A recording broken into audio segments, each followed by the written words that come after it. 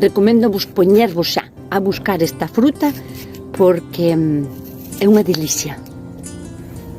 É super productiva porque estamos a día 2 ou 2 de xaneiro e sigue dando. Non está tan maduriña como no verán porque lle faltan horas de sol, pero igualmente sabe como un melón que non acabou de madurar, que está aínda como un pouquiño máis verde. Cachiña de agua.